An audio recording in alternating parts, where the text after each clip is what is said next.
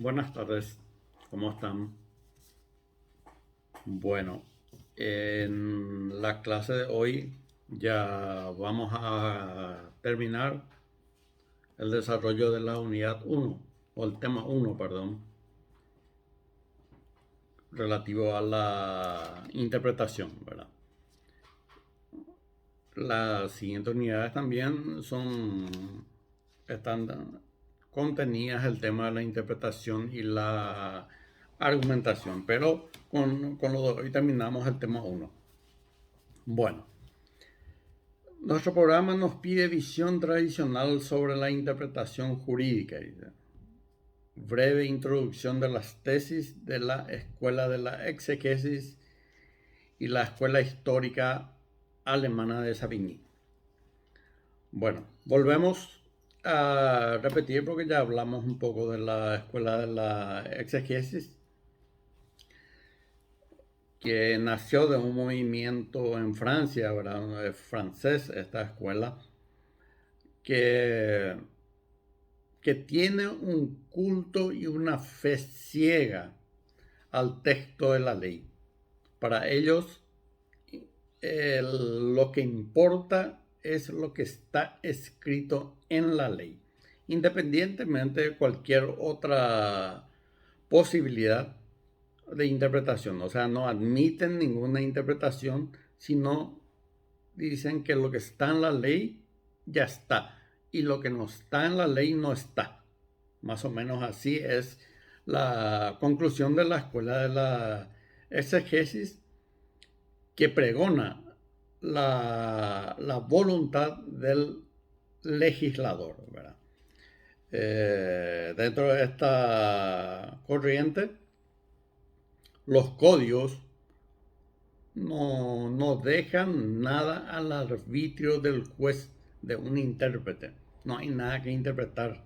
El legislador ya dijo y entonces hay que respetar lo que dice el legislador, ¿verdad? Eh, Siempre buscan digamos, la voluntad para ellos infalible del legislador.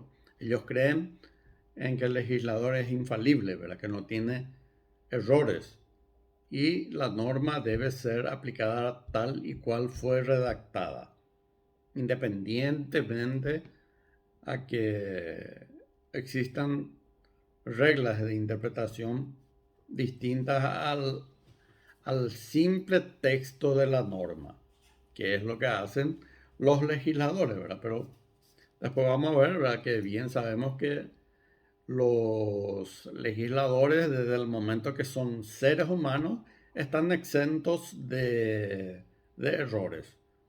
Pueden producir errores en varios sentidos en cuanto a las normas se refiere, y vamos a ver que es así.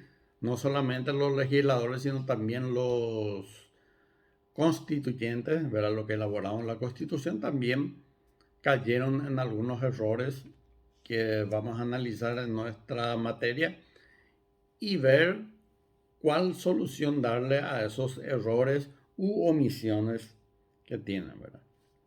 Bueno, haciendo una relación de esta escuela, ellos tienen el culto al texto de la ley, ¿verdad?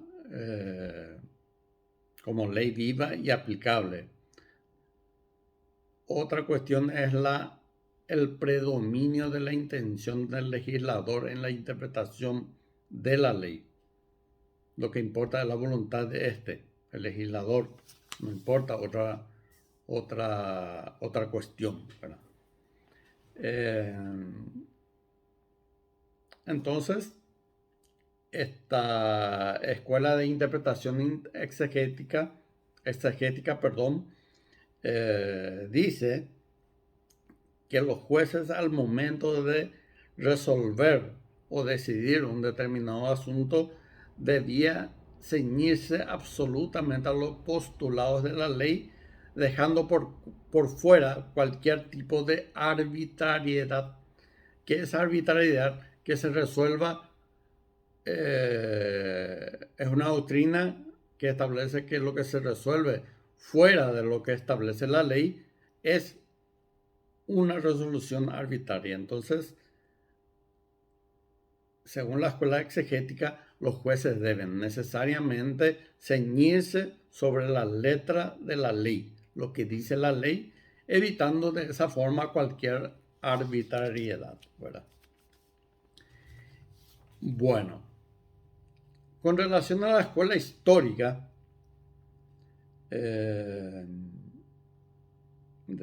tenemos la escuela de Savigny, ¿verdad? Tenemos que la legislación debe ser entendida como mera indicaciones, ¿verdad?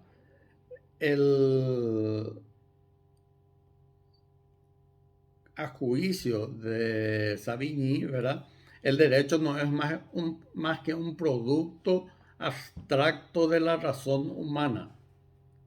No es un producto abstracto de la razón humana, sino más bien es el resultado del espíritu del pueblo. Lo que el pueblo quiere, lo que el pueblo necesita es lo que debe estar establecido en el lenguaje de la ley, ¿verdad? La marcha hacia la codificación es siempre ocasionada por la inconstatable decadencia del derecho debido a que la legislación, sobre todo los códigos, tienen digamos, una predilección sobre el derecho consuetudinario, sobre las costumbres, ¿verdad? Y por eso lo llama de histórica, ¿verdad? Dice lo que quiere la sociedad, lo que defiende. Dentro de esto podemos decir, ¿verdad?, de que estamos ante un derecho no escrito. La historia, ¿cómo que se llama? La escuela histórica es el derecho no escrito, el common law, que le llaman los americanos, que el juez puede resolver conforme a las circunstancias históricas, no necesariamente apegarse a una norma, ¿verdad? Prácticamente no existen normas escritas, sino las normas consuetudinarias de acuerdo a la historia, al momento histórico. Como por ejemplo, ahora existen muchas leyes, o sea, está la ley de la violencia doméstica y después está otra ley que no recuerdo el número, referente a la violencia contra la mujer, ¿verdad? Que está en boga. ¿Por qué? Porque históricamente, en el sentido de que actualmente existen muchos casos de violencia contra las mujeres. Por eso se creó también el tema del feminicidio, ¿verdad? Donde resulta víctima una mujer. Bueno, como está en boga eso, nosotros, o sea, nuestros legisladores dictaron leyes para proteger más a las mujeres, ¿verdad? Pero conforme a esta escuela histórica no es necesario. El simple hecho de producirse esos nuevos acontecimientos faculta a los magistrados a utilizar una norma no escrita, ¿verdad?, solamente histórica, para sancionar a las personas. A diferencia de la escuela de la exegesis, que dice que tiene que estar escrito y se tiene que respetar lo que está escrito, ¿verdad? Bueno, continuando, nuestro programa nos pide la interpretación literal. La interpretación literal es una actividad fundamental en nuestro derecho, en el derecho en sí, no solamente en el nuestro, hasta el punto que se puede afirmar que es la principal tarea del operador jurídico, abogados, jueces, etcétera, ¿verdad? Por eso en la interpretación legal juega un papel, digamos, central en cualquier tipo de discurso jurídico. Cuando hablamos de discurso jurídico no estamos hablando de una persona que se pone frente a varias personas y hace un discurso, ¿verdad? No. Aunque eso se da en el ámbito penal, ¿verdad? En los juicios orales y también en las audiencias preliminares. Pero en la mayoría de cuando se habla de discurso jurídico, se habla de las proposiciones realizadas por las partes. O sea, yo en un juicio civil, al reclamar una pretensión de mi cliente, hago un discurso jurídico buscando convencerle al juez de que mi cliente tiene una razón o un derecho que reclamar. Y en contrapartida, el que contesta la demanda también hace un discurso jurídico a través de su presentación de su escrito, intentando convencer al juez de que no es así, de que el que tiene derecho es su cliente. Hasta que se llega a la etapa de la sentencia, de la resolución definitiva del caso, y quien hace el discurso es el juez a través de su sentencia. Explica, da motivos, fundamentos, por qué resuelve de una forma y no de otra, por qué le dio razón al demandado y no al actor, o por qué le dio razón al demandado y no hizo caso a la defensa o no dio lugar a la defensa del demandado, ¿verdad? A eso se refiere un discurso jurídico, ¿verdad? Bueno, volviendo a la interpretación literal, ¿verdad? Tenemos que toda interpretación jurídica empieza con la interpretación literal, ¿verdad? Dado que las normas jurídicas están expresadas por medio de enunciados lingüísticos, ¿verdad? O sea, una norma escrita, palabras, ¿verdad? Una cuestión, son enunciados lingüísticos. Entonces la primera interpretación que tenemos que realizar es la lingüística, gramatical. Y solamente cuando en ellas no encontramos una solución o no conseguimos descifrar lo que dice esa norma, partimos hacia otras normas o métodos de interpretación. Obviamente que la tarea interpretativa siempre va a suponer la existencia de un texto, algo escrito, ¿verdad? Entonces, la determinación final de ese derecho en concreto va a remitirnos a la explicación o a la, ¿cómo es que se llama? A la interpretación literal para establecer el significado de la norma. Entonces, la interpretación literal se refiere a las palabras, al texto, a la norma escrita. ¿Está? Todo lo que está en un código, leo yo, y la primera interpretación que tengo que realizar es la literal, la gramatical, que dicen las letras.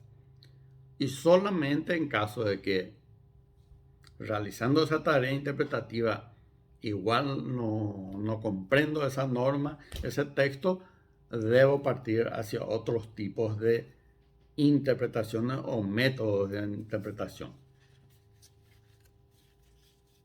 Bueno, interpretación sensu largo e interpretación sensu estricto nos pide el programa. Bueno, la interpretación sensu largo es la que es aquella que no establece que no existen dudas referentes al significado del texto. Yo procedo a analizar, a leer el texto y no encuentro duda alguna. A eso se refiere la interpretación sensu largo. Es la comprensión de cualquier signo lingüístico. De la forma que está escrita, yo entiendo el alcance de esa norma. Sé y llego a la conclusión qué me quiere decir esa norma. Esa es la interpretación sensu largo. Ahora, la interpretación sensu estricto se da cuando sí existen dudas referentes al significado del texto, la norma. No entiendo. Por más que realizo una lectura de esa norma, existen dudas, ¿verdad? Con relación a la expresión lingüística que contiene esa norma, ¿verdad? Y obviamente no puedo llegar al fondo de la cuestión, que es el significado de esa norma, ¿verdad? Y al existir dudas, entonces obviamente debo recurrir ya a otro tipo de interpretaciones. Entonces le llamo interpretación estricto, sensu estricto, cuando tengo dudas sobre una referida, sobre un referido texto o una norma. Entonces debo partir ya allí hacia otros tipos de interpretación autorizados para la comprensión de esa norma, para que pueda llegar a su finalidad, ¿verdad? ¿Qué es lo que dice esa norma, ¿verdad? Bueno,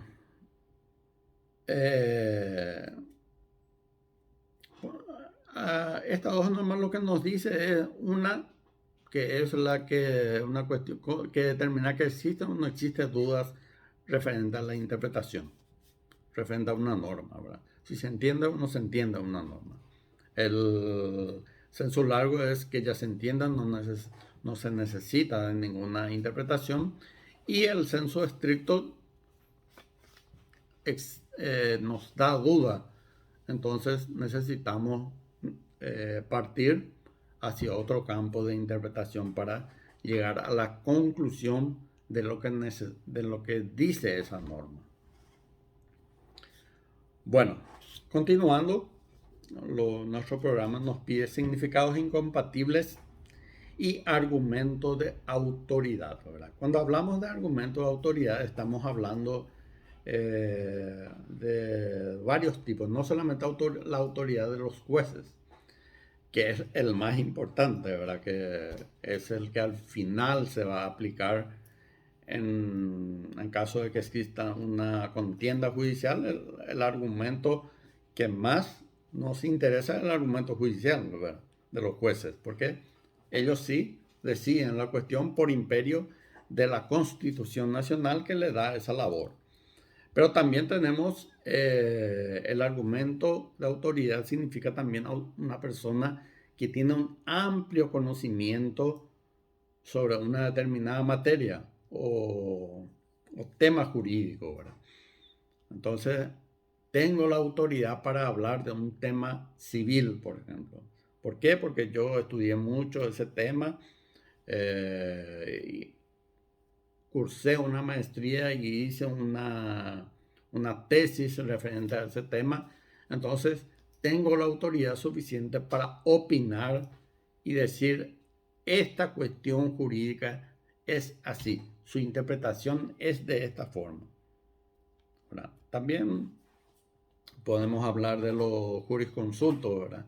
Aquellos que escriben libros sobre una determinada materia. Si yo escribo un libro sobre, por ejemplo, juicio ejecutivo, yo tengo la autoridad para opinar sobre esa materia. Ahora, no tengo la autoridad para, si es que no trabajo, no me dedico en el ámbito penal, de opinar sobre determinadas situaciones. Por ejemplo, el sobreseimiento definitivo, si puede o no puede valorarse las pruebas, etc. Eso queda para los penalistas. Entonces, una persona reconocida en el ámbito penal, que trabaja en ese fuero, que escribió libros, que ejerció la magistratura en ese fuero por mucho tiempo, entonces tiene la autoridad necesaria para expresar su conocimiento al respecto, ¿verdad? Bueno, el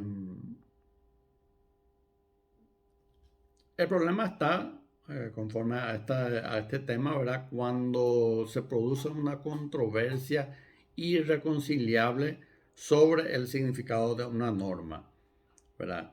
Y cómo debe ser resuelta mediante una interpretación proveniente de los órganos jurisdiccionales.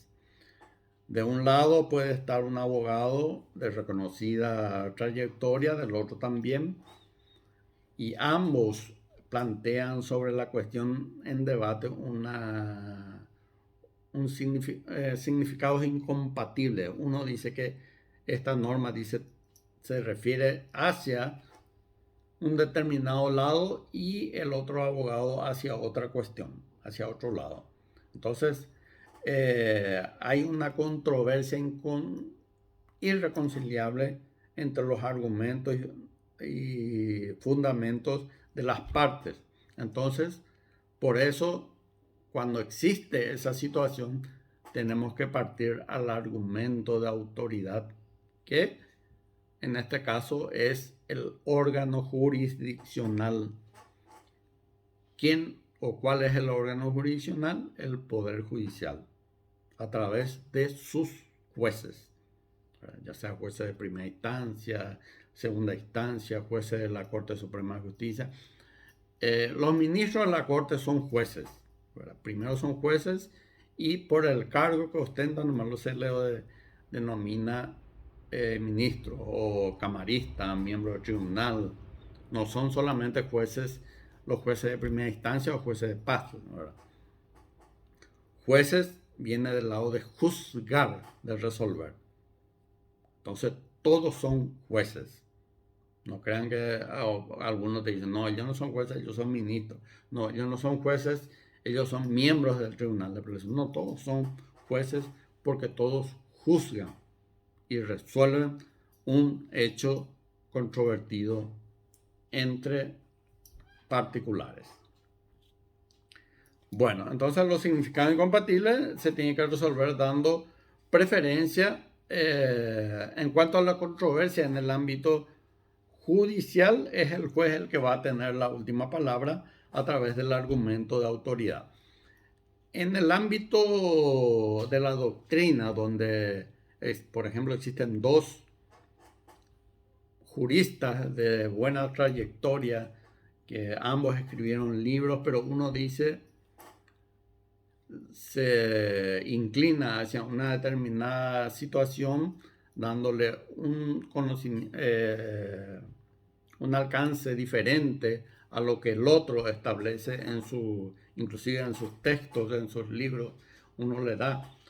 Por ejemplo, algunos dicen que nuestro proceso, el Código Civil dice que es causalista, otros dicen que no, que la causa de la obligación en el Código Civil desapareció, y otros dicen que continúa, ¿verdad? Yo particularmente digo que nuestro Código Civil es anticausalista. Nos exige la causa de la obligación. Otros profesores, inclusive en nuestra facultad, dicen que es causalista, ¿verdad? Y cada uno tiene su fundamento, ¿verdad? Entonces, doctrinariamente, cuando dos personas que tienen amplio conocimiento sobre una determinada cuestión están discordes, o sea, hay una controversia en sus apreciaciones sobre un tema en particular, entonces la preferencia de la interpretación se inclina hacia aquel que hace una mejor fundamentación de la cuestión debatida, ¿verdad? En base a esa argumentación que nos da un resultado sobre la razón, ¿verdad? O sea, el que mejor fundamente va a tener, digamos, prioridad porque los jueces utilizan la doctrina a veces para resolver las cuestiones controversiales. Entonces puede decir, según el doctor Casco Pagano, esta cuestión se debe resolver de esta forma. Y explica el fundamento que realizó el doctor Hernán Casco Pagano, conocido procesalista nacional. Ahora, ¿por qué el juez toma lo que dijo el doctor Casco Pagano? Porque el doctor Casco Pagano fundamentó y bien su postura con relación a la interpretación y alcance de esa norma. Sin embargo, el doctor, por ponerle Juan Pérez, dio una opinión en sentido contrario, pero no explicó el por qué. Dice nomás, no, ese no está, tiene que ser, por ejemplo, decir, no, nuestro código es causalista. Nuestro código civil es causalista. Pero ¿por qué? ¿Verdad? No explica el por qué. O si explicó fue muy ambiguo, muy corto su explicación. Sin embargo, el doctor Casco Pagano dijo, bueno, nuestro código es anticausalista porque el codificador eliminó como elemento de los contratos la causa de la obligación. Entonces, si no está escrito como un elemento condicionante o un elemento natural de esa figura jurídica, entonces, ¿por qué nosotros vamos a pedir la causa de la obligación? Porque fue eliminado. O sea, entonces, yo intérprete digo, no, tiene razón este por tal fundamento. Y este sí que no me explica luego bien, ¿verdad? Entonces puedo decir que es un poco un capricho o qué sé yo, lo que sea, ¿verdad? Pero en la doctrina se tiene que tener en cuenta el que mejor fundamente su opinión respecto a una determinada cuestión jurídica. Bueno, limitaciones de la interpretación literal, dice, ¿verdad? Nuestro programa, ¿verdad?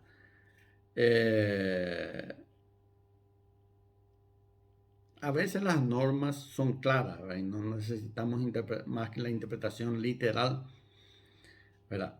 Pero otras veces esa interpretación literal no es suficiente, ¿verdad? Porque ya no está más tan claro como algunas normas sí, ¿verdad? Por ejemplo, nuestra Constitución Nacional dice que la capital de nuestro país es Asunción. Entonces, está clarísimo, ¿verdad? Yo no puedo decir literalmente, entiendo lo que dice ahí, ¿verdad? No puedo decir que también Fernando La Mora puede ser la capital del país o Ciudad del Este puede ser la capital del país. No, se tiene que cambiar la constitución para eso. Inclusive ni siquiera los legisladores pueden dictar una ley cambiando la capital del país por otra ciudad que no sea Asunción. Pues está claro, ¿verdad? Entonces no necesito yo más interpretación que la literal. Pero existen otras normas, ¿verdad? Que sí nos confunde, ¿verdad? Inclusive normas del mismo rango se encuentran, digamos, enfrentadas. ¿Por qué?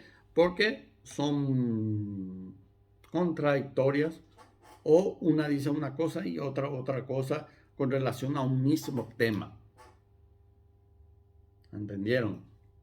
Entonces, no siempre se va a agotar la interpretación con la interpretación literal. Siempre tiene límites, ¿verdad? Y por eso existen las otras reglas de interpretación, ¿verdad?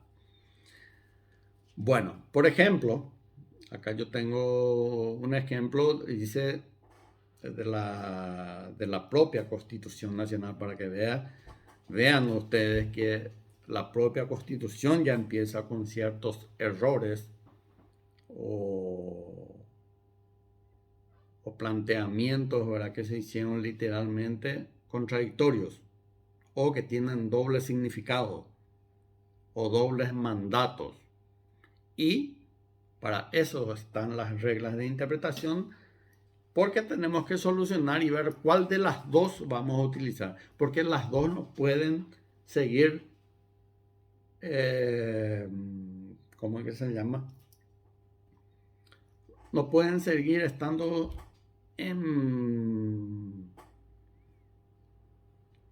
no me viene el término, no pueden estar vigentes. ¿No? Una tiene que estar vigente. No puede haber dos normas sobre el mismo tema y con sentidos diferentes, ¿verdad? Entonces, porque cuando me conviene voy a usar esta, cuando no me conviene voy a usar aquel, etcétera, y no es lo recomendable, ¿verdad? Bueno, artículo 183, numeral 2 de la Constitución Nacional establece: solo ambas cámaras reunidas en Congreso, Cámara de Diputados y Cámara de Senadores, tendrán la atribución de autorizar la entrada de fuerzas armadas extranjeras al territorio de la República. El artículo 183, numeral 2, dice que solamente ambas cámaras en Congreso. O sea, se tienen que reunir en Congreso la Cámara de Diputados y la Cámara de Senadores y ahí autorizar el ingreso de las Fuerzas Armadas del extranjero a nuestro territorio. Si no, no pueden entrar. Categórico eso, ¿verdad? Bueno, por otro lado, la misma Constitución, en el artículo 224, numeral 5, dice, entre facultades exclusivas de la Cámara de Senadores, una sola Cámara, dice, autorizar el ingreso de tropas militares extranjeras al país. El 224 dice que la Cámara de Senadores puede autorizar que tropas extranjeras ingresen al país. El 183 dice que solo ambas cámaras reunidas en Congreso tendrán atribución de autorizar la entrada de fuerzas armadas extranjeras a nuestro país. La misma Constitución, el mismo año de promulgación, lo que sea, el mismo texto jurídico. Una dice, solamente los dos pueden autorizar. Y otro artículo dice, solamente la Cámara de Senadores. Necesariamente. O sea, que es una de sus atribuciones. Entonces, la Cámara de Senadores solo puede autorizar entonces. Porque la Constitución lo permite. O tienen que ser ambas, senadores y diputados, ¿verdad? Tenemos que darle solución entonces, ¿verdad?, a esto. Y saber cuál de las dos normas va a ser aplicable y otorgarle, o porque no podemos otorgarle competencia a ambas. No podemos decir la Cámara de Senadores no más puede. O para otro caso tienen que ser ambas, senadores y diputados. Esto se llama antinomia, contradicción en la misma norma jurídica. Para resolver antinomias tenemos el tema de la ley superior, ¿verdad? Una ley superior está por encima de una ley inferior, entonces se aplica lo que dice la ley superior, por ejemplo, lo que dice la Constitución y lo que dice una ley. Si son contradictorios, se aplica lo que dice la Constitución por ser una ley superior. Ahora bien, la ley posterior, una ley anterior que decía una cosa y una ley posterior que dice otra referente al mismo caso. La ley posterior deroga lo que dice la ley anterior y se aplica lo que dice la ley posterior. El tema de la ley especial, después le voy a aplicar, ¿verdad? Pero generalmente la ley especial se aplica en determinados casos, por ejemplo, para los funcionarios públicos, una ley especial, y se aplica lo que dice en esa ley y no lo que dice el Código Civil, por ejemplo, o el Código Laboral en ciertas cuestiones. En este caso específico, no hay ley superior, no hay ley posterior, no hay ley especial. No hay ley superior porque ambos son normas de la Constitución Nacional. No hay ley posterior porque son de la Constitución del mismo año, 92. ¿Verdad? Una sola norma, una sola Constitución. Y tampoco es especial, ¿verdad?, ya que es la Constitución general para todo el país. ¿Qué hacemos en este caso? ¿A quién le damos competencia para autorizar el ingreso de las Fuerzas Armadas extranjeras a nuestro país? Bueno, ya que ellas no pueden coexistir, ¿verdad? No pueden esas normas coexistir y no pueden ser aplicables ambas. ¿Qué vamos a hacer, verdad? Porque el constituyente le atribuyó la facultad a ambos, ¿verdad? Y entonces tenemos que ver conforme a los argumentos o a la interpretación, ¿verdad? Bueno, si le damos competencia a ambas cámaras del Congreso, o el Congreso en sí, ¿verdad? El Congreso en sí son ambas cámaras unidas, diputados y senadores. Es un órgano, cuando se conforma, es un órgano más importante que el Senado. Es un órgano más importante que diputados. ¿Por qué? Porque ambos se reúnen en Congreso. Se unen, se unifican y forman uno solo, que es el Congreso. Diputados, senadores, cada uno por su lado, se unen para determinadas cuestiones establecidas constitucionalmente y forman el Congreso. Entonces, el Congreso es más importante que el Senado, en este ejemplo que le estoy dando, ¿verdad? Entonces, ¿en base a qué argumento? El argumento valorativo. Hay que valorar quién es más importante. Que también podría ser concluir que la competencia corresponde al Senado u órgano menos importante, que es el Senado, en base a un argumento llamado pragmático. Más pragmático, ¿verdad? Para ser más rápido, ¿verdad? Porque la Cámara del Congreso tiene que llamar, se tiene que reunir en Congreso, toda una cuestión, ¿verdad? Yo particularmente creo que la solución para este caso es atribuirle la competencia a aquel órgano más importante, porque permitir el ingreso de las Fuerzas Armadas extranjeras en nuestro país no es poca cosa, ¿verdad? Entonces vamos a darle esa competencia al órgano más importante, que es el Congreso. Ambas cámaras reunidas en Congreso, no darle solamente a una cámara. Entonces quedaría o se dejaría a través de un argumento valorativo de eso, ¿verdad? Entonces quedaría de lado esa facultad del Senado en base a que es el órgano menos importante. Espero que hayan captado, entendido, ¿verdad? Y si no, también espero que me consulten, ¿verdad? Que vuelvan a pedir una explicación al respecto, ¿verdad? Por último, la finalidad de la interpretación literal, dice, ¿verdad? Su finalidad sería la de atribuir un significado a un texto jurídico.